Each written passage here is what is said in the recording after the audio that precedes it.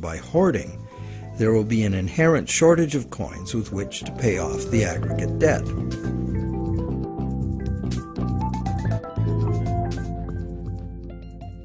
The situation is essentially no different in our current debt-based system. As we have seen, nowadays virtually every dollar comes into existence as debt, with a scheduled appointment to be extinguished as a principal payment on the loan that created it. Thus, for all borrowers to be able to make their payments of principal plus interest, two things must be true. The dollar created as the principal of the loan must be available to be earned by the borrower in order to make the principal payment that extinguishes that dollar. And every dollar the borrower pays to the bank as interest must also be available to be repeatedly earned by the borrower so that it can be paid as interest again and again. There is a common theory, undoubtedly popular with lenders, that because the banks spend their interest earnings as operating expenses, interest to depositors, and shareholders' dividends, there is in fact enough money released back into the community to make all payments. However, like the idea of absolute shortage, this is an oversimplification. Picture what happens if someone else, such as you or I or an institutional non-bank lender, obtains this dollar and then lends it out at interest.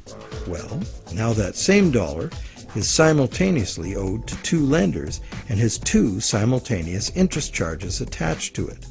In addition, if this dollar is loaned, repaid, and reloaned by the secondary lender, it is not available to pay off the principal of the loan that created it, except as another loan.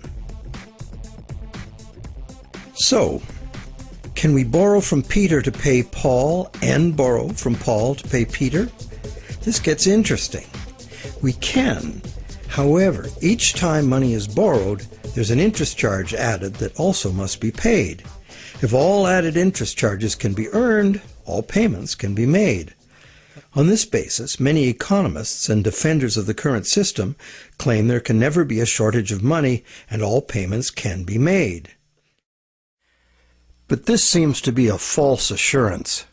For instance, if secondary lenders capture some of the money needed to retire the loan that created that money, the original loan can never be retired.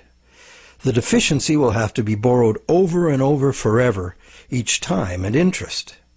Each deficiency will be cumulative, adding to an ever-building total of debt that can never be paid off. And it stands to reason that for each added interest charge in the system as a whole, something extra is demanded of the system as a whole to pay for it. This affects everyone, producers, governments, and consumers. For producers, that something extra must be raised through higher prices or more sales. However, competition for more sales usually requires lowering prices, necessitating even more sales, and leads to overproduction and saturation of the market. The end result can mean job loss